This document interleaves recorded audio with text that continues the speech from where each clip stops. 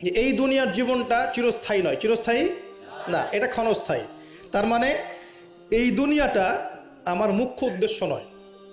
আমি দুনিয়ার মধ্যে চলাফেরা করব, মুসাফির। আমার প্রয়োজন আছে বিয়ে শাদী করবেন, চাকরির প্রয়োজন চাকরি করবেন, ব্যবসার প্রয়োজন ব্যবসা করবেন, আপনার রাজনীতি করার প্রয়োজন আছে আপনি করবেন, সব কিছু চলবে। কিন্তু এগুলো আমাদের দুনিয়ার মুখ্য উদ্দেশ্য নয়। এগুলো হচ্ছে আমাদের দুনিয়াকে চালিয়ে নেওয়ার উপকরণ, মাধ্যম মাত্র। কখনোই এই নেশার মধ্যে আমরা ডুবে যাব না। ডুবে যাব আল্লাহকে ভুলে গিয়ে দুনিয়ায় কখনো ডুবে যাব না। এটা আমার দ্বিতীয় কাজ।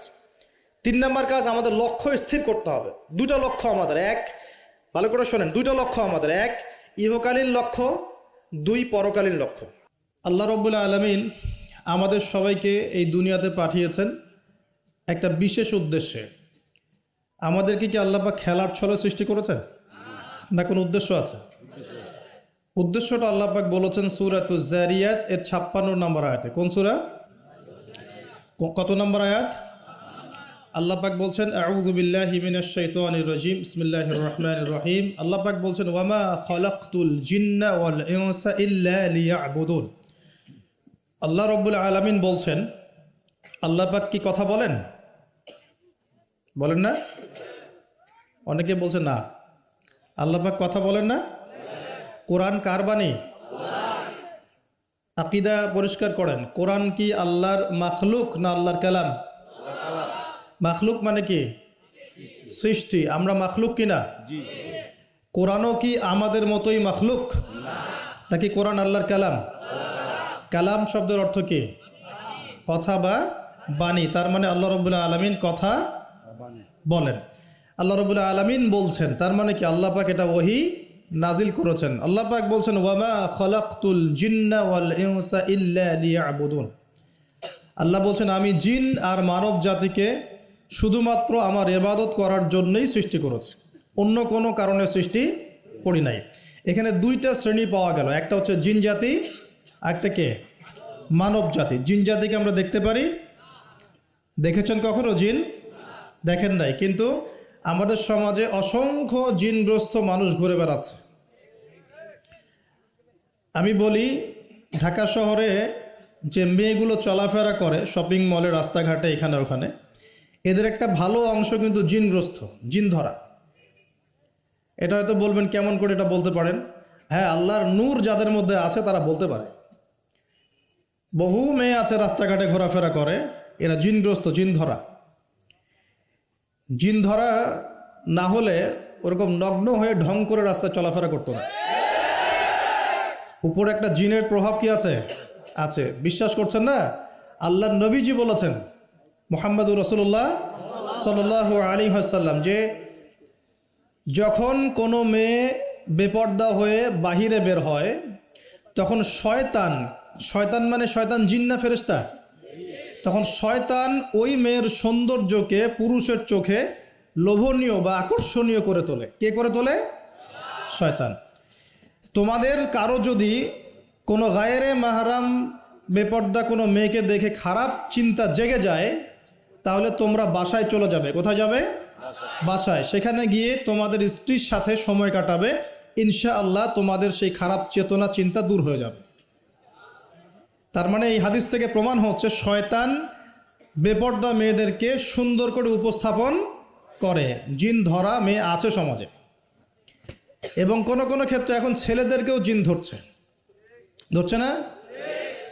মাঝে মাঝে দেখবেন যে এই শীতকালে কিছু কনসার্ট হয়, দেখেছেন? কনসার্ট হয়, ফ্যাশন শোজ হয়, আরও অনেক ধরনের প্রোগ্রাম হয়। এগুলোকে নাম দিয়েছে মানুষ সংস্কৃতি। কি নাম দিয়েছে? ওখানে উঠে দেখবেন যে বড় বড় চুল আছে, অনেক লম্বা লম্বা চুল, একদম স্টেজের উপর উঠে লাফালাফি ঝাপাঝাপি করছে, দেখেন নাই? মিউজিক্যাল কিছু ইনস্ট্রুমেন্ট নিয়ে, দেখেন নাই? তো আপনার কি মনে হয় এরা সুস্থ? এটা সবার সাথেই জিন শয়তান আছে। কি আছে? আচ্ছা, একটা কথা বলি, কোনো কোনো ক্ষেত্রে ওয়াজ মাহফিলের প্যান্ডেলেও দেখা যায় কিছু কমেডিয়ান, কিছু বাউল, এরা মানুষকে ডিজে জিকির শেখায়, দেখেন নাই? ডিজে জিকির, একজন গান গায়, একজন কথা বলে, কেউ চা খাওয়ায়, কেউ কফি খাওয়ায়, কেউ কেউ ঢেলেও দেয়। হ্যাঁ, কেউ উঠ বস করায়, কাউকে উঠতে বলে, কাউকে বসতে বলে। দেখবেন অনেক সময় লোকজন লাফালাফি করছে, বক্তা জিকির করছে, তার উপর হামলে পড়তেছে একদম। একটা দলিল দেখাবেন, খালি একটা দলিল যে নবী সাল্লাল্লাহু আলাইহি ওয়াসাল্লামের জামানায়, 4 খলিফার জামানায় তারা মসজিদে বসে এইভাবে জিকির করেছেন, একটা দলিল খালি দেখাবে। যে কাজ নবী করেন নাই, তার সাহাবীরা করেন নাই, এখানে বহু ওলামায়ে কেরাম আছেন, আমি তাদের সামনে কথা বলতে লজ্জা ফিল করছি। যত হাদিস আপনি ঘাটবেন, আমি তো সব হাদিস পড়ে শেষ করতে পারি নাই, স্বীকার করছি, কিন্তু নবীর যুগে এবং 4 খলিফার যুগে কোনোদিনও এইভাবে জিকির আজগার হয়েছে একটা দলিল আপনি খুঁজে বের করতে পারবেন না ইনশাআল্লাহ। অথচ দিব্যি এগুলো আমাদের সমাজে চলছে না? আর আমরা দুইটা খারাপ চরিত্র ধারণ করি, বাঙালি আমরা যারা, মন খারাপ করেন না, আমরা দুইটা খারাপ চরিত্র অধিকারী আছে। এক, আমরা খুব ট্রল প্রিয় জাতি, ট্রল করতে খুব মজা লাগে। হ্যাঁ, মনে হয় যেটা করে আমি একদম বাংলাদেশে কি বলবো, দিন একদম কায়েম করে ফেলছি একদম। হ্যাঁ, এই ট্রল পাগল, ট্রল প্রিয় জাতি আমরা একটা। আরেকটা হচ্ছে আমরা ইস্যু পাগল জাতি। ইস্যু, একটা ইস্যু আসবে, খুব লাভঝাপ চলবে কয়েকদিন, ইস্যু শেষ, আবার লাভঝাপ বন্ধ, শেষ। বিদেশিরা বলে যে এটা আমাদের শিক্ষার ব্যাপার আছে, কারণ নিজের মধ্যে ত্রুটি থাকলে তো সলভ করতে হবে কি না? নিজের মধ্যে ত্রুটি থাকলে সলভ করতে হবে না? তারা বলে যে আমাদের মাথা নাকি ওই যে বাক্সে বন্দি মাছের মতো। বাক্সে বন্দি মাছ দেখেছেন? এই যে অ্যাকুরিয়ামের মধ্যে যে মাছগুলো চলাফেরা করে, এদের স্মৃতিশক্তি খুব দুর্বল হয়। ওই ছোট্ট জায়গাটুকু ওদের কাছে মনে হয় বিশাল সমুদ্রের মতো। কথা বুঝতে পারছেন? মনে হয় ওই ছোট্ট বদ্ধ জায়গাটাই ওদের কাছে মনে হয় কি বিশাল বিশাল একটা জায়গা। ওরা খুব স্বল্প স্মৃতির অধিকারী, কিছুক্ষণ পরে স্মৃতিটা নষ্ট হয়ে যায়, তাই আগে কি হয়েছে ওরা ভুলে যায়। এই স্বভাবটা এখন আমাদের মধ্যে চলে আসছে না? আমরা ইস্যু পাগল হচ্ছি না দিন দিন? করণীয় কি? খুব ভালো কথা বলেছে। করণীয় হচ্ছে টিকটক বানাতে হবে, নাকি ফেসবুকিং করতে হবে। এই ফেসবুকের কন্টেন্ট বানাতে বানাতে দুটো কাজ করেছেন, আমি নগদ দেখাচ্ছি। দুটো কাজ করেছেন। একজন কমেডিয়ানকে আলেম বানিয়ে দিয়েছেন আপনারা ট্রল করতে করতেই। একটা হচ্ছে আরেকজন গায়ক অভিনেতাকে এমপি বানাচ্ছিলেন কয়দিন আগে। গান গেতো, অভিনয় করতো, মেয়েদেরকে নিয়ে নাচতো। হ্যাঁ, নিজেই গান লিখে নিজেই সুর করে, সুরের সারেগামা পা কিছুই নাই, ঠিক আছে? ও নিজেই, না আমার গান আমি গাবো, কেউ শুনলে শুনুক, না শুনলে নাই। একবার প্রশাসন ধরলো, রবীন্দ্রসঙ্গীত চেঞ্জ করেছো কেন, আবার ইত্যাদি। মানে তাকে নিয়ে এখন বিবিসিতেও কথা হচ্ছে, সুবহানাল্লাহ। মানে এখন বড় বড় পলিটিশিয়ানরাও তাদের মূল্যবান সময় এইসব পিছনে নষ্ট করতেছে। হ্যাঁ, এটাও একটা ইস্যু। মানে এই যে ট্রল করতে করতে করতে করতে এখন আপনি তাকে কয়দিন আগে এমপি বানাচ্ছিলেন। এটা কিসের কারণে হচ্ছে? আমাদের এই ট্রল পাগল মানসিকতার কারণে হয়েছে। আরেকজনকে কমেডিয়ান, মানুষ ওকে দেখে মজা পেত, যে মনটন খারাপ, কেউ বলতো ভাই মনটন খারাপ, ও একটু ওর লেকচার শুনে মনটা ভালো হবে, এইভাবে আর কি দেখতো মানুষ, এভাবে ট্রিট করতো। আস্তে আস্তে আস্তে আস্তে এখন সে দেখা যায় বড় বড় আলেমদের বিরুদ্ধে কথা বলতেছে। খেয়াল করে দেখেন নাই? এটা আমরা করেছি। আমাদের এই দুইটা স্বভাবকে আগে বিসর্জন দিতে হবে। এক, আমরা ট্রল পাগল জাতি হব না, ওয়াদা করে ইনশাআল্লাহ। ট্রল করার মধ্যে কোনো রকম সার্থকতার কিছু নাই। যেটা খারাপ সেটাকে প্রতিহত করতে হবে, যেটা খারাপ সেটাকে প্রতিহত করতে হবে। আর 2 নাম্বার, যেটা ভালো তাকে উৎসাহ দিয়ে এগিয়ে নিতে হবে ইনশাআল্লাহ। আমরা সব সময় সত্যের পক্ষে থাকবো ইনশাআল্লাহ, আর সব সময় মিথ্যার বিপক্ষে থাকবো ইনশাআল্লাহ। যে কেউ যত বড় আলেম, মুফতি, মুহাদ্দিস, বক্তা, দায়ী যেই হোক না কেন, তার কোনো কথা যদি কোরআন সুন্নাহর বাইরে যায়, কোশ্চিন কালেও সে কথা গ্রহণ করবেন না। সিম্পল। সেটা আমি হই আর যেই হোক না কেন। আর যে কোনো ব্যক্তি, সে যেই হোক না কেন, তার কথা যদি কোরআন সুন্নাহর সাথে মিলে যায়, অবশ্যই সেটা গ্রহণ করবেন ইনশাআল্লাহ, সে যেই হোক না কেন। এখন আমরা যদি আমাদের দৃষ্টিভঙ্গিকে শক্ত করতে না পারি, সামনের দিনগুলো কিন্তু আমাদের জন্য খারাপ হবে। বিশ্বাস করেন, দিন কিন্তু দিন দিন খারাপ হচ্ছে। আমি আসছি ওই দিকে ইনশাআল্লাহ। এই ট্রল পাগল মানসিকতাকে ত্যাগ করতে হবে, আল্লাহ একটা তৌফিক দান করে দেন। আর 2 নাম্বার হচ্ছে এই ইস্যু পাগল জাতি হব না। ইস্যু পাগল জাতি হব কেন? আমাদের একটা গন্তব্য, লক্ষ্য থাকবে। আমাদের লক্ষ্য কি? আল্লাহ বলেছেন এই আয়াতে, আমাদের লক্ষ্য হচ্ছে আল্লাহ পাক আমাকে সৃষ্টি করেছেন এই পৃথিবীতে আল্লাহর ইবাদত করার জন্য। কিসের জন্যে? এটা 1 নম্বর ডিউটি আমার, এটা আমার লক্ষ্য, আমার কাজ পৃথিবীতে। 2, আল্লাহ পাক বলেছেন যে এই দুনিয়ার জীবনটা চিরস্থায়ী নয়। চিরস্থায়ী না, এটা ক্ষণস্থায়ী। তার মানে এই দুনিয়াটা আমার মুখ্য উদ্দেশ্য নয়। আমি দুনিয়ার মধ্যে চলাফেরা করব, মুসাফির। আমার প্রয়োজন আছে বিয়ে শাদী করবেন, চাকরির প্রয়োজন চাকরি করবেন, ব্যবসার প্রয়োজন ব্যবসা করবেন, আপনার রাজনীতি করার প্রয়োজন আছে আপনি করবেন, সব কিছু চলবে। কিন্তু এগুলো আমাদের দুনিয়ার মুখ্য উদ্দেশ্য নয়। এগুলো হচ্ছে আমাদের দুনিয়াকে চালিয়ে নেওয়ার উপকরণ, মাধ্যম মাত্র। কখনোই এই নেশার মধ্যে আমরা ডুবে যাব না। ডুবে যাব আল্লাহকে ভুলে গিয়ে দুনিয়ায় কখনো ডুবে যাব না। এটা আমার দ্বিতীয় কাজ। 3 নম্বর কাজ, আমাদের লক্ষ্য স্থির করতে হবে। 2টা লক্ষ্য আমাদের। 1, ভালো করে শোনেন, 2টা লক্ষ্য আমাদের। 1 ইহকালীন লক্ষ্য, 2 পরকালীন লক্ষ্য। কয়টা লক্ষ্য?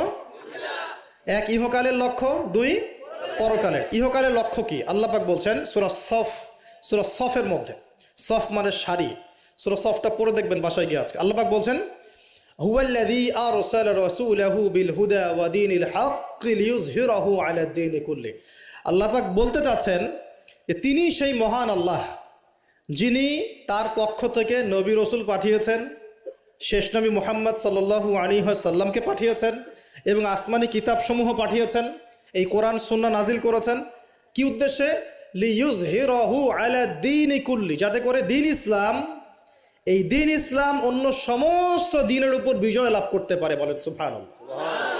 তাহলে আরেকটা উদ্দেশ্য পেলাম। কি উদ্দেশ্য?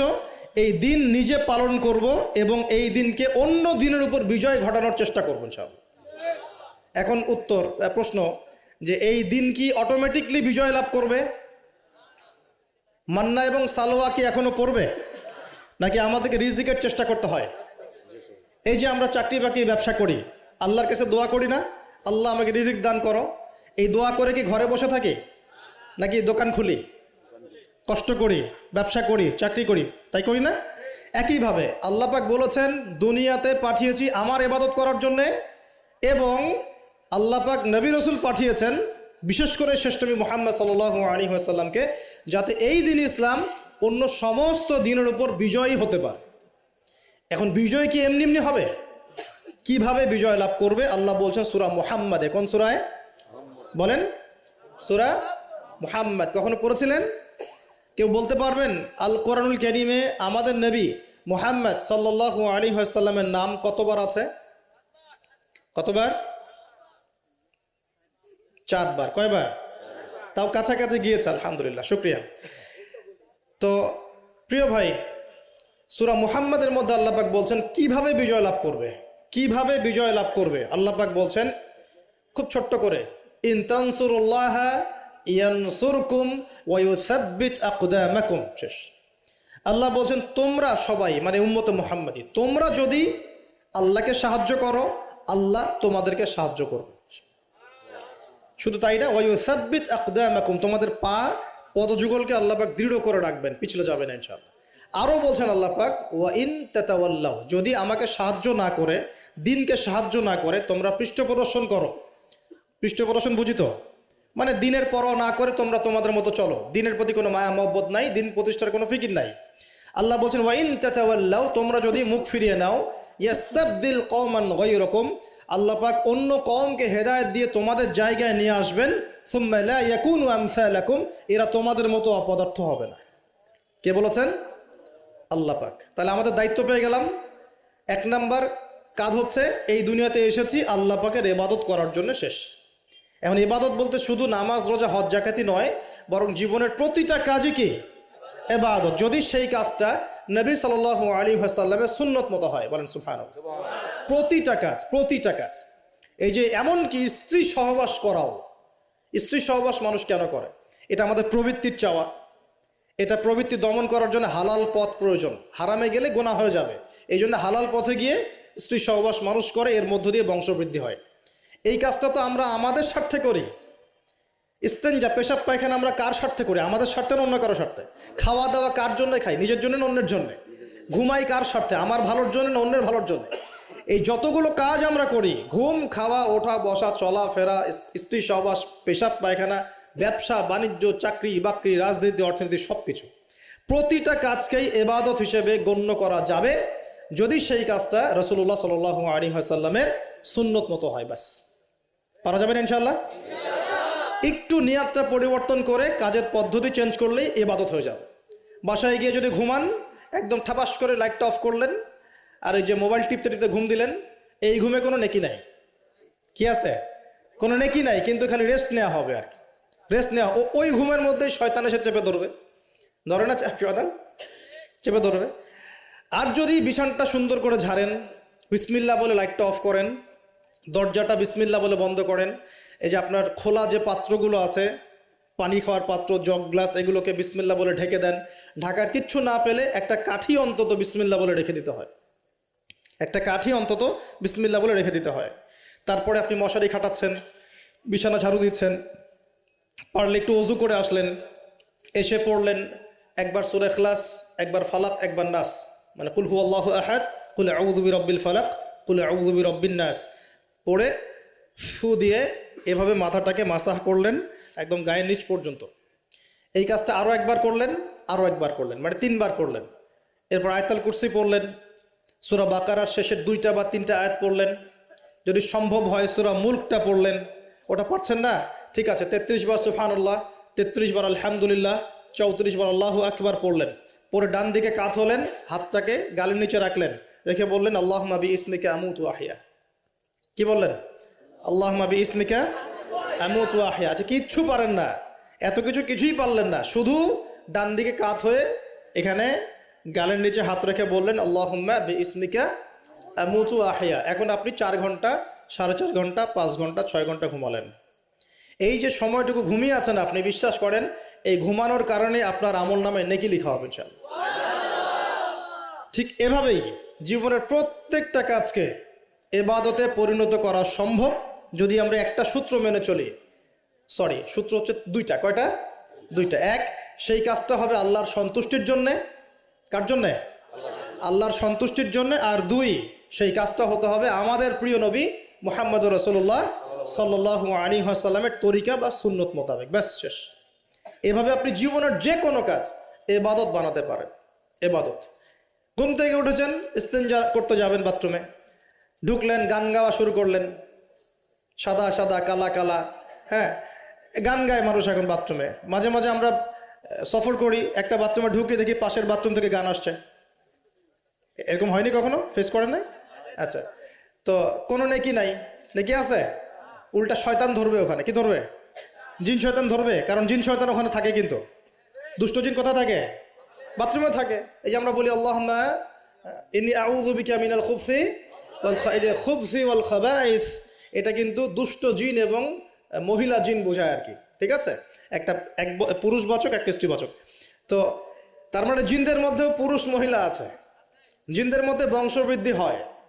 ঠিক আছে, ইবলিস সম্পর্কে সূরা কাহাফে আল্লাহ পাক বলেছেন কানা মিনাল জিন, সে ছিল জিনদের একজন। ফাসাকা আন আমরি রব্বি, সে তার রবের আদেশ লঙ্ঘন করে ফাসাকি করেছিল। ঠিক আছে, তো ওদের মধ্যে বংশবৃদ্ধি হয়। এখন বাথরুমে গিয়ে যদি এগুলো না করে বাম পা দিয়ে ঢোকেন, ঢোকার সময় বলেন বিসমিল্লাহ আল্লাহুম্মা ইন্নী আউযু বিকা মিনাল খুবসি ওয়াল খাবাইস, বসলেন, এবং বাম পায়ে, এই যে পায়ে আমি ব্যথা বলছি, যে বাম পায়ে ভর দিয়ে বসতে হয়। কোন পায়ে? আচ্ছা, এখন ইংলিশ টয়লেটের মধ্যে এখন বসেন বাম পায়ে ভর দিয়ে, কেমন করে বসবেন বলেন? আমি বলি, কিছু মনে করেন না, আমি বলি কি, আমরা প্রত্যেক দিন নামাজে বলি, সবাই বলি, ইমাম মুক্তাদি সবাই বলি গায়রিল মাগদুবি আলাইহিম ওয়ালাদ-দাল্লিন। মনে আছে? এখানে নবীজিকে প্রশ্ন করা হচ্ছে, ইয়া রাসূলুল্লাহ, মাগদুব কারা, দল্লিন কারা? আমরা যে বলি নামাজে আল্লাহ আমাকে মাগদুবের পথ থেকে বাঁচাও, দল্লিনের পথ থেকে বাঁচাও, ইহদিনাস সিরাতাল মুস্তাকিম, সরল পথ দেখাও। তো ইয়া রাসূলুল্লাহ সাল্লাল্লাহু আলাইহি ওয়াসাল্লাম, এই মাগদুব কারা আর দল্লিন কারা? নবীজি বলছেন, এক বাক্যে বলছেন, শোনো, আল মাগদুব হচ্ছে হুমুল ইহুদি, তারা হচ্ছে ইহুদি জাতি। কারা? ইহুদিরা কোথায় আছে এখন? হ্যাঁ, নামটা মনে থাকবে তো? আচ্ছা, ও কিন্তু এখন শক্তিশালী, আর ওরাই কিন্তু দাজ্জালকে অনুসরণ করবে, এটা মাথায় রাখেন। আচ্ছা, আর অনেকদিন বলছি দাজ্জাল বিশ্ব শাসন করবে, মানে কি, বিশ্বের প্রত্যেকটা ডিপার্টমেন্ট শাসন করবে। বিশ্বের প্রত্যেকটা department, politics, economics, finance, world affairs, আপনার মিডিয়া, প্রযুক্তি এবং অস্ত্রশস্ত্র, সব কিছু ওর নখদর্পণে থাকবে। সব কিছু না হলে সে বিশ্ব শাসন করতে পারবে না, সম্ভব না। কেউ যদি বিশ্বের অর্থনীতি নিয়ন্ত্রণ করতে না পারে, সে কি বিশ্ব শাসন করতে পারবে? এই যে শ্রীলঙ্কাকে বিশ্ব শাসন করতে পারবে? পাকিস্তান পারবে? পাকিস্তান কয়দিন পর দেউলিয়া হয়ে যাবে। পাকিস্তান কয়দিন পর কি হবে? দেউলিয়া হয়ে যাবে। হ্যাঁ, আর ওদেরকে দেখে যদি আমরা শিক্ষা না নেই, তাহলে আমাদের কপালও খারাপই আছে। ওইটা বললাম, ওদেরকে দেখে যদি আমরা শিক্ষা না নেই, তাহলে আমাদের খরিও তো খারাপ আছে। আল্লাহ হেফাজত করুন, বলি আমিন। তো যেটা বলছিলাম, বিশ্ব শাসন করতে হলে বিশ্বের সব ডিপার্টমেন্ট শাসন করতে হবে, কি হবে না? হবে। এখন আমরা সূরা ফাতিহায় পড়ি, গায়রিল মাগদুবি আলাইহিম, আল্লাহ তুমি আমাদেরকে ইহুদিদের পথ থেকে বাঁচাও। ওয়ালাদ-দাল্লিন, দাল্লিন মানে নবীজি বলছেন হুমুন নাসারা, তারা হলো ওই নাসারা বা খ্রিস্টান জাতি যারা বলে যে আল্লাহর সন্তান আছে। বলেন আউযুবিল্লাহ। আল্লাহ পাকের সন্তান আছে? আমরা কি বলি? লাম ইয়ালিদ, তিনি কাউকে জন্ম দেননি, কারো কাছ থেকে জন্ম। কিন্তু এই যে 200-300 কোটি খ্রিস্টান বলছে যে আল্লাহর সন্তান আছে, নাউযুবিল্লাহ। এই জন্য ওরা দল্লিন, পথভ্রষ্ট। দল্লিন মানে কি? পথভ্রষ্ট। তো নবীজি স্পষ্ট বলছেন যে গায়রিল মাগদুবি আলাইহিম ওয়ালাদ-দাল্লিন, এখানে মাগদুব আর দল্লিন মানে হচ্ছে, মাগদুব হলো ইহুদিরা গজবপ্রাপ্ত, আর দল্লিন হচ্ছে নাসারা আবার খ্রিস্টান জাতি। এখন আপনার সাথে আমার কথা, আপনাদের সাথে আমার কথা, আমাদের পলিটিক্স থেকে শুরু করে বাথরুমের কমোড পর্যন্ত, ঠিক আছে, আইন কানুন থেকে শুরু করে আমাদের চেহারা সুরত পর্যন্ত, আমাদের পোশাক পরিচ্ছদ থেকে শুরু করে অর্থনীতি, পরিবার, সবকিছু, এই সবকিছু ওই দুই জাতির অনুসরণে গড়ে উঠেছে। এটাই সবচেয়ে বড় আফসোসের কথা আমাদের জন্য, সবচেয়ে বড় আফসোস। বাথরুমটাও নিজের মতো করতে পারলাম না, ঠিক আছে। এই যে দেখবেন কমোডে কি বাম পায়ে ভর দিয়ে বসা যাবে? আচ্ছা, ওইখানে কাপড় কি পবিত্র রাখা যাবে? কিভাবে ইউজ করে আমি এখনো বুঝি না, কেমন করে ইউজ করে, ঠিক আছে। আরো নতুন পদ্ধতি আসছে, এটা শুনলে আরো হাসবেন। বিভিন্ন জায়গায় যাওয়া হয়, আলহামদুলিল্লাহ। আল্লাহ বলেছেন সিরু ফিল আরদ, জমিনে বিচরণ করো। আল্লাহ বলেছেন কোরআনে সিরু ফিল আরদ, তোমরা জমিনে ঘুরে দেখো। ফানজুর কাইফা কানা আকিবাতুল মুকাজ্জিবিন, দেখো যে আল্লাহকে যারা মিথ্যা প্রতিপন্ন করেছে, আল্লাহর সাথে সীমা লঙ্ঘন করছে, ওদের কি পরিণত হয়েছে।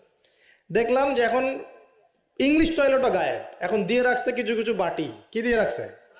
ছোট ছোট টুকরা দেওয়া আছে প্লাস্টিকের এবং হ্যাঁ সিরামিক্সের মনে হয়।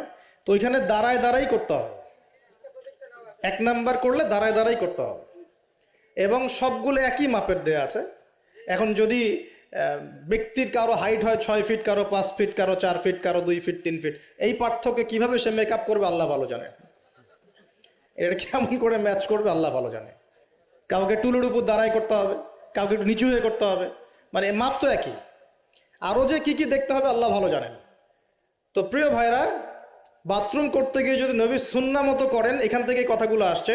যদি বাম পা দিয়ে ঢোকেন, বা পায়ে ভর দিয়ে বসেন, দেখবেন ইস্তেঞ্জা করেও শান্তি পাচ্ছেন। নবীর প্রতিটা সুন্নত বৈজ্ঞানিক, যে সুন্নত আপনি পালন করবেন আপনি বৈজ্ঞানিক উপকারিতাও পাবেন ইনশাআল্লাহ।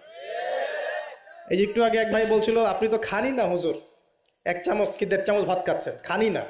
তাই আমি বললাম যে আমি কম খাওয়া হুজুর, কারণ নবী সাল্লাল্লাহু আলাইহি ওয়াসাল্লাম কি শিখিয়েছেন? তিনি বলেছেন আমরা যা খাই না, তিনি নবী হওয়ার পরে মনে হয় সেটাও খেতে পারেন নাই। বিশ্বাস করছেন না? এরকম 3-3টা মাসের চাঁদ চলে যেত যে নবী সাল্লাল্লাহু আলাইহি ওয়াসাল্লামের বাসায় চুলাও জ্বলে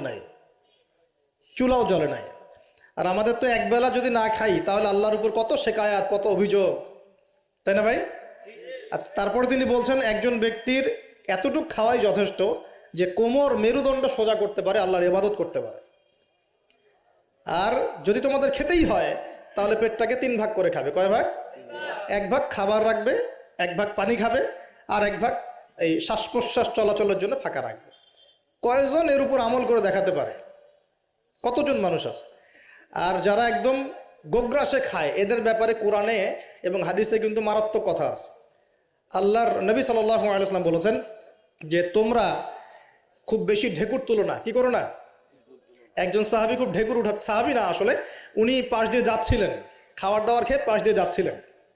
তো নবীজি তার ঢেকুর তোলা দেখে বলছেন যে তোমরা বেশি ঢেকুর তুলবে না, কারণ দুনিয়াতে যে ব্যক্তি বেশি পেট পুড়ে খাবে, কাল কিয়ামতের মাঠে সে সবচেয়ে বেশি ক্ষুধার্ত থাকবে। বলেন নাউযুবিল্লাহ। খাবেন আপনি, নিজের পেটটাকে 3 ভাগ করবেন, এক ভাগ খাবার, এক ভাগ কি পানি, আর এক ভাগ শ্বাস প্রশ্বাসের জন্য ফাঁকা। আর এই ব্যাপারে একটা কথা বলে দেই, শেষ জামানায় কিন্তু খাবারগুলো সব করাপ্টেড হয়ে যাবে। কি হবে? খাবার ভেজাল হবে, ভেজাল। এটার দলিল সূরা কাহাফে আছে, আমি এটা ব্যাখ্যা করব না আজকে। সূরা কাহাফে আছে, আমি ব্যাখ্যা করব না, শুধু ইন্ডিকেশন দিচ্ছি। 309 বছর ঘুমিয়েছিলেন আসহাবুল কাহফ। কত বছর?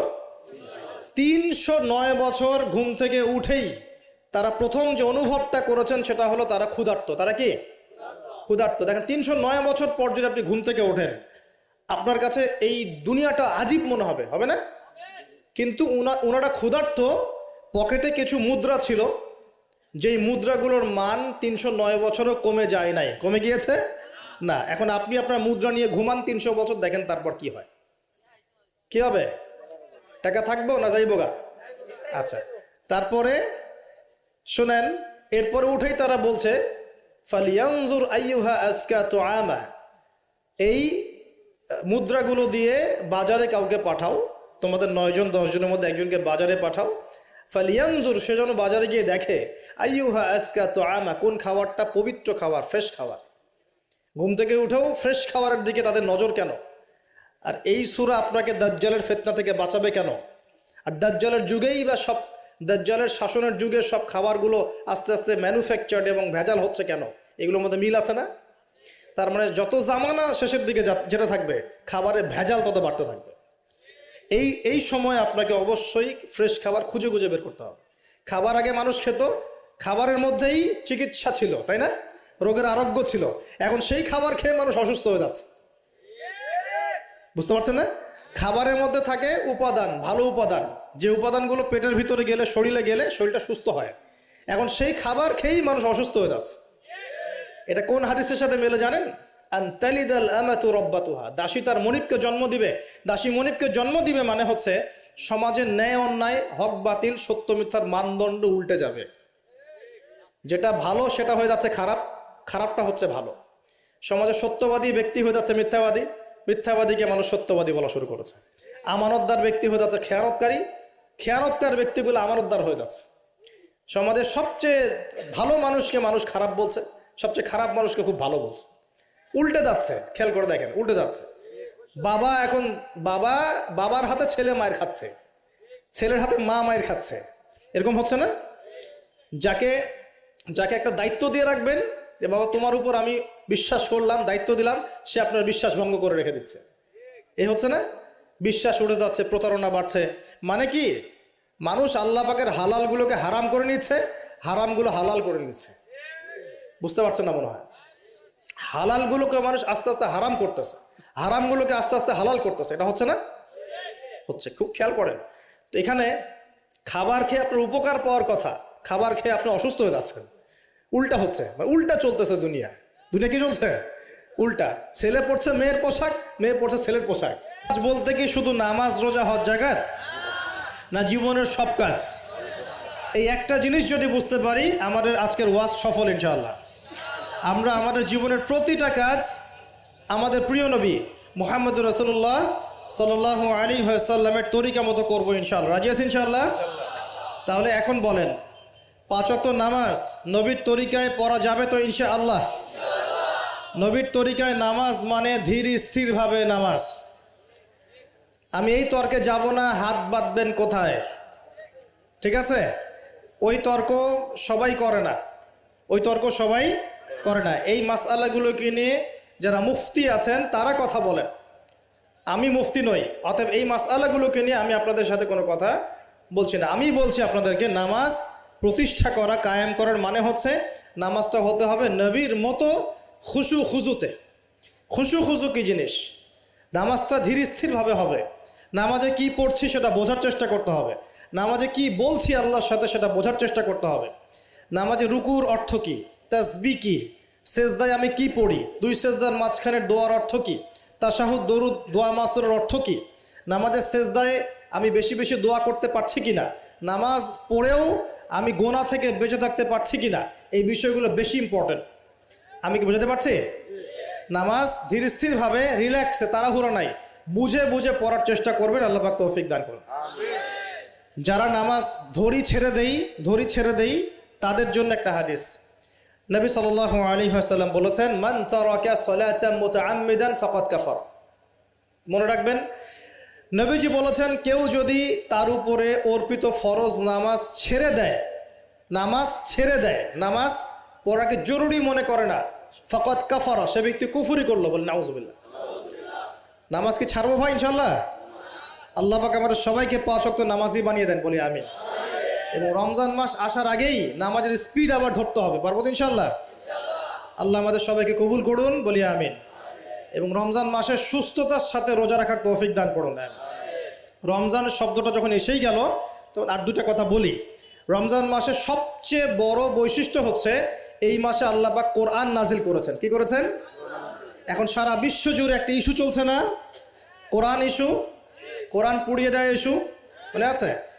যে কোরআন পুড়িয়ে দিয়েছে, আমার দৃষ্টিতে তার চেয়ে বড় অধম সেই ব্যক্তি যে মুসলিম পরিবারে জন্মগ্রহণ করেও কোরআন তেলাওয়াত করা শেখে নাই। হয়তো আমার কথা বুঝতে পারছেন না। কোরআন একজন পুড়িয়ে দিয়েছে। যদি আমার ক্ষমতা থাকতো ওর গর্দান নামাই দিতাম, কিন্তু তার চেয়েও বড় অপরাধী আমার কাছে আছে, আমাদের চোখে আছে। কে? যে মুসলিম পরিবারে 20-30-40 বছর থেকে আছে, মুসলিম সমাজে, মুসলিম পরিবারে নামাজে যায়, ইমামদেরকে চেনে, আলেমদের সাথে সম্পর্ক আছে, এরপরেও সে কোরআন তেলাওয়াত করতে পারে না। এ বড় অপরাধী আমার কাছে। কে বড় অপরাধী? এটা লজ্জার না? একটা মুসলিম পরিবারের থেকে আমি কোরআন তেলাওয়াত করতে জানবো না, লজ্জার না? নাকি আপনারা সেই সব শায়েখ হতে যাচ্ছেন যে কোরআন তেলাওয়াতও করতে জানে না, বাহাসের জন্য ডাকে মানুষকে? দেখেন নাই? এরকম আছে না? মনে হয় যেভাবে ইসলাম পালন করা যাবে? ইসলামের জ্ঞান অর্জনের প্রথম ধাপটাই হচ্ছে বিশুদ্ধ করে কোরআন তেলাওয়াত করা শিখা। প্রথম ধাপ কি? আগে বিশুদ্ধ করে কোরআন তেলাওয়াত করা শিখতে হবে। এরপরে আসবে কোরআন হিফসের ব্যাপার, আরবি ব্যাকরণ শেখার ব্যাপার, কোরআনের তাফসীর করার ব্যাপার, হাদিসের ইবারত পড়ার যোগ্যতা অর্জন করা। আস্তে আস্তে আকীদা পড়বে, উসুলের বই পড়বে, ফিকহের বই পড়বে, তারপর এই যে আপনার কুতুবে সিত্তা পড়ে শেষ করবে। তারপরে গিয়ে সে মাশাআল্লাহ একজন দাঈ, আলেম, মুফতি, এগুলো হচ্ছে আলহামদুলিল্লাহ। তো শুরুটা কোত্থেকে হচ্ছে? কোরআন বিশুদ্ধ করে তেলাওয়াত করা। তো এই শুরুটাই যদি আমাদের ঠিক না হয়, তাহলে কি কোরআন ঘরে রেখে খালি চুমু খেলে হবে? কোরআন কি খালি চুমু খাওয়ার জন্যে? কোরআন থেকে তাবিজ লেখার জন্যে? কোরআন বাবা মারা গেলে কোরআন তেলাওয়াত করবো এই জন্যে? 40-60 দিন কোরআন তেলাওয়াত করবো এই জন্যে? কেউ মারা গেল, ব্যাস আমরা কোরআন দিয়ে একটা মাহফিল করে দিলাম, ব্যাস সব হয়ে গেল? আস্তাগফিরুল্লাহ। আল্লাহ পাক আমাদের সবাইকে যেন কোরআন তেলাওয়াত শেখার তৌফিক দান করেন। একটা চ্যালেঞ্জ গ্রহণ করেন যে আমি নিজে কোরআন তেলাওয়াত করা শিখবো, আরো 10 জনকে শিখাবো ইনশাআল্লাহ। পারা যাবে না? যদি এই একজন প্রত্যেকে যদি নিজে শিখি, আর প্রত্যেকে যদি 10 জন করে শিখাতে পারি, শোনেন, প্রত্যেকে যদি নিজে শিখি এবং নিজ নিজ পরিবার বা নিজের আমার আন্ডারে যারা আছে, মনে করেন আপনি একজন একটা গার্মেন্টসের মালিক, আপনার আন্ডারে অনেক মানুষ চাকরি করে না? নিজে নামাজ পড়লেন, নিজে কোরআন তেলাওয়াত করা শিখলেন। আপনি যদি তাদেরকে নৈশকালীন কোরআন শেখান, সবার নেকি আপনি পাচ্ছেন না? আপনার পরিবার আছে, পরিবারে আপনি নামাজ পড়েন, এখন আপনি কোরআন তেলাওয়াত করতে জানেন, এখন আপনার মা, বোন, স্ত্রী, সন্তানদেরকে আপনি শেখালেন, এই পুরো পরিবারটা কোরআনওয়ালা হলো না? একটা সমাজের দায়িত্বশীল আমি। হ্যাঁ, চেয়ারম্যান সাহেব মনে করেন বললেন যে আমি নামাজ পড়ি, আমি কোরআন তেলাওয়াত করতে জানি, আমি এলাকার সব মানুষকে কোরআন তেলাওয়াত করা শেখাবো ইনশাআল্লাহ। পারা যাবে না? এভাবে যদি সবাই দায়িত্ব নেই, আমার বিশ্বাস 10 বছরের মধ্যে বাংলাদেশের 16 কোটি মানুষকে কোরআন শেখানো যাবে ইনশাআল্লাহ। ওই দিন আর স্লোগান তুলতে হবে না যে আল কোরআনের আলো ঘরে ঘরে চালো, অটোমেটিকলি সবার ঘরে কোরআন জ্বেলে যাবে ইনশাআল্লাহ। জানবে না? এই কাজটা না করে খালি স্লোগান দিলে কাজ হবে? বলেন তো কাজ হবে? এই যে একটা আয়াতই বললাম, গায়রুল মাগদুবি আলাইহিম ওয়ালাদ-দাল্লিন, এখন তো বুঝলেন আয়াতের অর্থ কি? আল্লাহর রাসূল আমাদেরকে বলছেন তোমরা ইহুদিদের পথ অনুসরণ করো না, তোমরা নাসারাদের পথ অনুসরণ করো না। কিন্তু বাস্তবতা হচ্ছে আমার সব ক্ষেত্রেই ওদের আদর্শেই চলছে না? আপনার বিয়ে শাদী, বিয়ের আগের অনুষ্ঠান, গায়ে হলুদ, আপনার পরিবার, আপনি যে মিডিয়াগুলো দেখছেন সেই মিডিয়াগুলা, হ্যাঁ, আপনার পলিটিক্যাল সিস্টেম, সুদভিত্তিক অর্থনৈতিক সিস্টেম, তারপরে আপনার কি বলবো, দেহের পোশাক পরিচ্ছদ, লেবাস, পোশাক, চেহারা, সুরত, সব কিছু ওদের মতো না? আমি তো দেখালাম এমনকি বাথরুমের কমোড পর্যন্ত ওদের মতোই, তাই না? তো এখন এই একটা আয়াত বুঝলেই আপনি বুঝতে পারছেন যে আসলে সব তো উল্টা চলছে। এখন যদি পুরো কোরআনটা বুঝতে পারি, পুরো কোরআনের ৬,২৩৬টা আয়াতই বুঝতে পারি, তাহলে এই সমাজটা পরিবর্তন হতে সময় লাগবে? এই কারণেই তো কোরআন থেকে দূরে সরানোর জন্য এত পায়তারা চলছে। মানুষ চাচ্ছে, এক শ্রেণীর মানুষ চাচ্ছে বিশ্বের যে মুসলিমরা যেন কোরআন থেকে দূরে সরে যায়, কারণ তারা জানে যদি আমরা কোরআন থেকে দূরে সরে যাই আমাদেরকে শাসন করা সহজ হবে। ওই পশ্চিমারা আমাদেরকে শাসন সহজেই করতে পারবে, আর আমরা যদি কোরআনকে আঁকড়ে ধরি ওদের বাপেরও ক্ষমতা নেই আমাদেরকে শাসন করে ইনশাআল্লাহ, বরং আমরা ওদেরকে শাসন করবো ইনশাআল্লাহ। আমরা করি না মনে করছেন? 1200 কত বছর? 1200 বছর করেছি। কত বছর? বিশ্বাস করছেন না? ইতিহাস পড়েন, নবী সাল্লাল্লাহু আলাইহি ওয়াসাল্লামের যুগ থেকে শুরু করে এই তো 1914 সাল পর্যন্ত আমরা সারা বিশ্ব শাসন করেছিলাম। মনে হচ্ছে গাল গল্প? এখন বিগত 70, 80, 100 বছরে আপনার কাছে মনে হচ্ছে যে শক্তি তো সব ওদের হাতে চলে গেছে, আমাদের হাতে নাই। ইনশাআল্লাহ তাআলা আবার ফিরে আসবে ইনশাআল্লাহ। তবে ওই যে বললাম এমনি এমনি আসবে মান্না সালোয়ার মতো, নাকি আমাদের কিছু দায়িত্ব আছে ভাই? এই যে প্রথম এক ভাই বলেছিল না কি করতে হবে, এখন শোনেন কি করতে হবে। 1 নাম্বার, আমাদের সবাইকে তওবা করে ফিরে আসতে হবে। কি করতে হবে? সূরা নূর পড়ছিলাম আসার সময়, আল্লাহ পাক বলেছেন তুবু ইলাল্লাহি জামিআন আইয়ুহাল মুমিনুন লাআল্লাকুম তুফলিহুন। তোমরা সবাই একসাথে, হে মুমিনগণ তোমরা সবাই একসাথে আল্লাহর কাছে তওবা করো যাতে তোমরা সফল হতে পারো। আগে কি করতে হবে? আল্লাহকে বলতে হবে আল্লাহ আমরা ব্যক্তিগতভাবে, পারিবারিকভাবে, সামাজিকভাবে, রাষ্ট্রীয়ভাবে যত পাপ করেছি আল্লাহ সব মাফ করে দাও। আল্লাহ আমরা তোমাকে ভালোবাসি, তোমার নবীকে ভালোবাসি, তোমার কালামকে ভালোবাসি, আমরা জান্নাতে যেতে চাই, দুনিয়াতেও সফল হতে চাই, আল্লাহ তুমি আমাদেরকে মাফ করে দাও। এবং আগামী পুরো জিন্দেগি আল্লাহ তুমি আমাদেরকে 5 ওয়াক্ত নামাজি বানায় দাও, কোরআনওয়ালা বানায় দাও, সুন্নতওয়ালা বানায় দাও, আপসে মিল মোহব্বত বানায় দাও, আমাদেরকে তোমার পক্ষ থেকে বেহিসাব রিজিক দান করো এবং এমনভাবে চলার তৌফিক দাও যাতে আমরা আবার বিশ্বের সেই শাসন ফিরে পাই ইনশাআল্লাহ। দোয়া করা যাবে না? 1 নাম্বার কাজ তওবা করে ফিরে আসা। 2 নাম্বার হচ্ছে বেশি বেশি জ্ঞান অর্জন করা। কি করা? জ্ঞান অর্জন ছাড়া কোনো লাভ নাই। একদিন মাহফিল শুনতে আসছেন, যদি মনে করেন যে বাস কাজ হয়ে গেছে, আসলে কিছুই হয় নাই, মন খারাপ করেন না, আসলে কিছু হয়নি। এখন এখান থেকে আপনাকে ইন্সপিরেশন নিয়ে আগামী দিনে চলতে হবে। জ্ঞান অর্জন করতে হলে কি করবেন? খালি একটা ভিডিও দেখবেন, একটা খালি বিচ্ছিন্ন বই পড়বেন। এখনকার যুব সমাজের অন্যতম প্রবলেম হচ্ছে, যারা প্র্যাকটিসিং মুসলিম তাদের কথা বলছি, যে এদের পড়াশোনার কোনো কনস্ট্রাকটিভ সিলেবাস নাই, এরা বিক্ষিপ্তভাবে জ্ঞান অর্জন করে। এই আদনান ভাইয়ের লেকচার শুনলাম, এই অমুক শায়েখের একটা লেকচার শুনলাম, অমুক দায়ের একটা লেকচার শুনলাম, হ্যাঁ অমুকের একটা বই পড়লাম, তমুকের একটা বই পড়লাম, বিক্ষিপ্ত জ্ঞান। এই বিক্ষিপ্ত জ্ঞান আপনার মাথাটাকে এলোমেলো করে দিবে। আর অনলাইনে ঢুকলে দেখবেন এ ওর বিরুদ্ধে কথা বলছে, এ ওর বিরুদ্ধে, এ ওর পিছনে লেগে আছে, এর পিছনে লেগে আছে। এখানে ভালো যতটুকু পাবেন খারাপের চেয়ে বেশি পাবেন। এখানে এভাবে জ্ঞান অর্জন করা যাবে না। কিভাবে? যেভাবে আমরা চেষ্টা করছি। হয়তো ওয়াজ মাহফিল এসে আমরা যতটুকু জানি এর 30, 40, 50% কথাও কিন্তু বলতে পারি না। যা জানি তার হয়তো 30, 40% আমরা বলতে পারি না বিভিন্ন কারণে। কিন্তু জ্ঞান অর্জনের পথটা কি হবে? এখানে মাদ্রাসা আছে, মসজিদ, মাদ্রাসা, কওমি ওলামায়ে কেরাম আছেন না? ওলামায়ে কেরামের পাগড়ি ধরে বসে থাকবেন। কি করবেন? ওলামায়ে কেরামের পাগড়ি ধরে বসে থাকবেন। শুরু করাবে তারা, দেখবেন আপনি যান, আপনাকে শুরু করাবে কোরআন তেলাওয়াত থেকে। আগে কোরআন তেলাওয়াত করা শিখবেন। সময় লাগুক 1 বছর, লাগুক, যাক 1 বছর লাগবে, আমি শিখবো, ব্যাস 1 নাম্বার। তারপরে ওটা যখন ভালো পারবেন দেখবেন ওলামায়ে কেরাম আপনাকে বলবে যে এই সূরাগুলো মুখস্থ করো। আপনি নামাজের জন্য যে সূরাগুলো লাগে মুখস্থ করতে হবে না? নামাজের ফরজ, ওয়াজিব, এই সুন্নত, মুস্তাহাব জানতে হবে না? এই মাসলাগুলো জানবেন, সূরা কালাম মুখস্থ করবেন, দোয়া কালাম মুখস্থ করবেন। তারপরে আপনি যদি আরও বেশি চান আপনি হিফজ করবেন। কোরআন কি করবেন? হিফজ মানে মুখস্থ করবেন। আমার তো মনে হয় আমরা যদি 1 বছর চেষ্টা করি আমরা সবাই কমপক্ষে 1 পারা হলেও মুখস্থ করতে পারবো না ইনশাআল্লাহ? কোনো সমস্যা নেই। এরপরে আপনি যদি আরও বেশি চান তখন আরবি ভাষা এবং সাহিত্যের কিছু ব্যাকরণিক ক্লাসিক্যাল বই আছে, এই বইগুলো ধরে ধরে পড়তে হবে আলেমদের কাছে। খুব বেশি সময় লাগবে না। আপনি মনে করছেন যে অনেক সময় লাগবে, এত সময় লাগবে না। আপনার মেধা যদি শার্প হয়, এটা ডিফার করে, কারো মেধা খুব শার্প, কারো মেধা অল্প নিতে পারে। ইনশাআল্লাহ 2-3 বছর সময় দেন, ইনশাআল্লাহ দেখবেন আপনি অ্যারাবিক ক্লাসিক্যাল বইগুলো পড়ার যোগ্যতা অর্জন করেছেন ইনশাআল্লাহ। এরপর কি লাগবে? এরপর আসবেন আপনি হাদিসের বইগুলো পড়বেন, আস্তে আস্তে আপনি তাফসির অনুবাদগুলো কিনবেন। এখন তো হাদিসের বইগুলো বাংলায় অনুবাদ হয়ে গেছে, তাফসির অনেক তাফসির বাজারে চলে আসছে।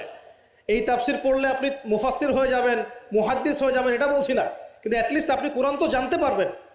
এর মধ্যে যেগুলো বুঝবেন না আবার আলেমের কাছে যাবেন, ওস্তাদ এটা বুঝতে পারলাম না। আমরা তো প্রতিদিনই এই কথা বলি যে উস্তাদ এটা বুঝতে পারলাম না, হুজুর এটা বুঝতে পারলাম না, প্রত্যেক দিনই বলে। কারণ বুঝবো কতটুকু, এই জ্ঞান কত গভীর, এই গভীর সমুদ্রের সব জ্ঞানকে অর্জন করা আমার পক্ষে সম্ভব? আমরা তো মনে করি 10%, 5%ও জ্ঞান আমরা অর্জন করতে পারি না এখনো, কিন্তু কন্টিনিউয়াসলি চেষ্টা থাকলে আল্লাহর পক্ষ থেকে জ্ঞান আসবে ইনশাআল্লাহ। জ্ঞান কার পক্ষ থেকে আসে? এই ডিগ্রির সার্টিফিকেট মানেই জ্ঞান নয়। ডিগ্রি সার্টিফিকেট অর্জন করেছি মানেই যে বড় একজন মানে ইসলাম বেত্তা হয়ে গেছি, এমন নয় বিষয়টা। জ্ঞান কার পক্ষ থেকে আসে? আর অনেক বড় বড় ডিগ্রি অর্জন করেও যদি মনের মধ্যে রিয়া, অহংকার এগুলো থাকে, তাহলে ওই জ্ঞানেও কোনো লাভ নাই। লাভ আছে? ইবলিসের কি জ্ঞানের কোনো লাভ আছে? ও কিন্তু বড় আবেদ ছিল, অহংকারের কারণে পথভ্রষ্ট হয়ে গেছে, আল্লাহ মাফ করুক। তো এভাবে প্রচেষ্টা চালান, আল্লাহর কাছে বেশি বেশি দোয়া করেন। প্রত্যেক দিন বলবেন রব্বি জিদনি ইলমা। কি বলবেন? রব্বি জিদনি ইলমা। বলবেন রব্বি ইশরাহ লি সাদরি ওয়া ইয়াসসির লি আমরি ওয়াহলুল উকদাতাম মিন লিসানি ইয়াফকাহু কওলি আল্লাহুম্মা ফাক্কিহনি ফিদ-দীন ওয়া আল্লিমনি আত-তা'ওয়িল। এগুলো দোয়া করবেন। এই দোয়াগুলো করতে থাকলে দেখবেন ইনশাআল্লাহ আপনি জ্ঞান পাবেন, আল্লাহর পক্ষ থেকে জ্ঞান পাবেন। তো তওবা করার পর প্রথম কাজ কি ভাই বলেন? জ্ঞান অর্জন করা। ইকরা বিসমি রাব্বিকাল্লাযী খালাক। আর এই জ্ঞান নিয়ে তো অনেক কথা হচ্ছে না? এখন এই জ্ঞান অর্জন করবেন কোন জ্ঞান? যে জ্ঞান আপনাকে আল্লাহ এবং তার রাসূলের দিকে নিয়ে যাবে সেই জ্ঞান অর্জন করবেন। যে জ্ঞান আপনাকে আল্লাহ এবং তার রাসূল থেকে দূরে সরাই দিবে সেই জ্ঞান অর্জন করতে যাবেন। ব্যাস, কথা শেষ। এখন আপনি নিজেই বুঝতে পারবেন কোন জ্ঞান আপনাকে আল্লাহর দিকে নিচ্ছে আর কোন জ্ঞান আপনাকে আল্লাহ থেকে দূরে সরাচ্ছে। শুধুমাত্র ইসলামিক জ্ঞানই কি অর্জন করব, না বৈষয়িক জ্ঞানও দরকার আছে? উত্তর অবশ্যই বৈষয়িক জ্ঞানও দরকার আছে, এটাই উত্তর। এই বৈষয়িক জেনারেল জ্ঞানগুলো অর্জন না করলে কোরআন সুন্নাহকে হাতে নিয়ে বিশ্বকে চ্যালেঞ্জ করা যাবে না। বুঝতে পারছেন না কথা? কোরআন সুন্নাহর জ্ঞান থাকবে ভিতরে, আবার আপনার মধ্যে সমকালীন জ্ঞানগুলো থাকতে হবে। এরপরে দেখবেন ইনশাআল্লাহ আপনি ডিনামাইট। ইনশাআল্লাহ আপনি পলিটিক্স বুঝবেন, আপনি সোশ্যাল অ্যাফেয়ার্স বুঝবেন, আপনি পলিটিক্যাল অ্যাফেয়ার্স বুঝবেন, ওয়ার্ল্ড অ্যাফেয়ার্স বুঝবেন, ইকোনমিক সেকশন বুঝবেন, সবই বুঝবেন ইনশাআল্লাহ। ইনশাআল্লাহ তাহলে আপনি তখন জনশক্তি হবেন। কি হবেন? জনশক্তি। এর সাথে দরকার কারিগরি শিক্ষা। কি শিক্ষা? এই শিক্ষাটাও খুব দরকার। কারণ চাইনিজরা দেখেন না, কারিগরি শিক্ষার এবং কৃষি শিক্ষায় মানে দক্ষ হওয়ার ফলে তারা কৃষি জমি বাড়াতে পেরেছে, প্রবৃদ্ধির হার বাড়াতে পেরেছে, এবং কারিগরি শিক্ষা প্র্যাকটিক্যাল শিক্ষিত হয়ে ওরা সারা বিশ্বের ডিভাইস যন্ত্রগুলো তৈরি করছে এবং সারা বিশ্বের মার্কেট দখল করে বসে আছে। আপনার হাতে যে ফোনটা, ওটাও দেখবেন তারই তৈরি করা। তাহলে এই শিক্ষাটা বেশি ইম্পর্টেন্ট, প্র্যাকটিক্যাল শিক্ষা। তো প্রথম কথা ভাই, তওবা করে ফিরে আসতে হবে। দ্বিতীয় কথা হচ্ছে অবশ্যই সবাইকে কি করতে হবে ভাই? জ্ঞান অর্জন করতে হবে। জ্ঞান অর্জনের একটা সিলেবাস আছে, এটা বললাম। কোরআন শেখেন, আরবি শেখেন, হাদিস পড়া শেখেন, ওলামায়ে কেরামের সোহবতে থাকেন, ইনশাআল্লাহ তাআলা আল্লাহ আপনাকে জ্ঞান দিবেন ইনশাআল্লাহ। আর জ্ঞান আসা মাত্রই যে আমি সব কিছু বুঝে ফেলবো তা নয়। জ্ঞান অর্জন একটা ক্রমবর্ধমান সিলসিলা। দোলনা থেকে কবর পর্যন্ত শেখার কোনো শেষ আছে? আল্লাহ পাক আমাদের সবাইকে জ্ঞান অর্জন করার তৌফিক দান করুন। এরপর কি, ওই যে আল্লাহ পাক ইবাদত করতে পাঠিয়েছেন দুনিয়ায়, তাই যতটুকু জানবো ততটুকু আমল করবো ইনশাআল্লাহ। পারা যাবে তো ইনশাআল্লাহ? যা জানি আমল করবো ইনশাআল্লাহ। জেনেছি আজকে আমি যে সুবহানাল্লাহ পড়লে 100 বার সুবহানাল্লাহ পড়লে 1000 নেকি হয়, বাস আমল করা শুরু করবো ইনশাআল্লাহ। জেনেছি আজকে কোরআনের একটা হরফ পড়লে 10 নেকি হয়, কোরআন তেলাওয়াত করবো ইনশাআল্লাহ।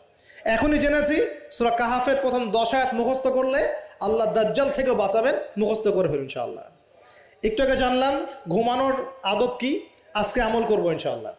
একটু আগে জানলাম ইস্তেঞ্জা করার আদব কি, আজকে আমল করবো ইনশাআল্লাহ।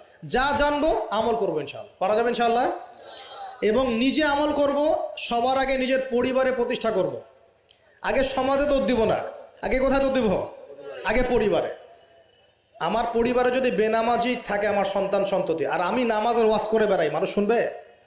আমার পরিবারে আল্লাহ না করুক যদি নিজের বউ বেপর্দায় চলে, হ্যাঁ, আর আমি যদি আসে আপনাকে পর্দার ওয়াজ করে, আপনি শুনবেন? কোনোদিনও শুনবেন না।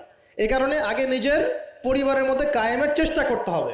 এখানে একটা কথা বলে রাখি, অনেক চেষ্টা করার পরেও কখনো কখনো পরিবারের লোকজন নাও শুনতে পারে। বুঝতে পারেননি মনে হয়? অনেক চেষ্টা করেছেন, তারপরেও পরিবারের লোক শুনছে না। এমন হতে পারে না? নূহ আলাইহিস সালামের ক্ষেত্রে হয় নাই, লূত আলাইহিস সালামের ক্ষেত্রে হয়নি, হয়েছে।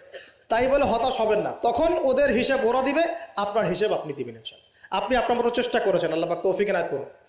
পরিবারে প্রতিষ্ঠা করব আমল, এরপরে আমি সমাজে দাওয়াতি কাজ করব। দুটো কাজ করব, এক আমর বিল মারুফের কাজ করব, সবাইকে সৎ কাজে আদেশ করব, সৎ কাজে আদেশ করব। আর দুই তানহাউনা আনিল মুনকার ওয়া নাহি আনিল মুনকার, এই কাজ করব, মানুষকে আমি অন্যায় থেকে নিষেধ করব ইনশাআল্লাহ। কেন? কারণ আল্লাহ পাক সূরাতুল আলী ইমরানের 110 নম্বর আয়াতে বলেছেন, কুনতুম খায়রা উম্মাহ, তোমরা হচ্ছে শ্রেষ্ঠ জাতি। তোমরা মানে আমরা, উম্মতে মুহাম্মাদি। তোমাদের কাজ তিনটা। কুনতুম খায়রা উম্মাহ উখরিজাত লিন-নাস, তোমাদেরকে মানব জাতির কল্যাণের জন্য বের করা হয়েছে। তা'মুরুনা বিল মারুফ, তোমরা সবাই মানুষকে সৎ কাজে আদেশ করবে। ওয়া তানহাউনা আনিল মুনকার, সবাই তোমরা অসৎ কাজে নিষেধ করবে। ওয়া তু'মিনুনা বিল্লাহ, আল্লাহর প্রতি ঈমান রাখবে। এই তিনটা আমাদের কাজ। আল্লাহ পাক আমাদের সবাইকে এই আমর বিল মারুফ নাহি আনিল মুনকার এই আমল করার তৌফিক দান করুন। এগুলো শেখার জন্য তাবলীগ জামাত একটা ভালো প্ল্যাটফর্ম। ওখানে যাবেন, সময় লাগাবেন, আপনাকে সুন্নত শেখাবে, নামাজের ট্রেনিং দেওয়া হবে, নামাজ পড়া শেখাবে, আপনাকে দাওয়াত দেওয়া শেখাবে। সীমাবদ্ধতা সবার মধ্যেই আছে, তারপরেও আমাদেরকে এই ধাপগুলো অতিক্রম করেই সামনের দিকে যেতে হবে। আল্লাহ পাক তৌফিক দান করুন।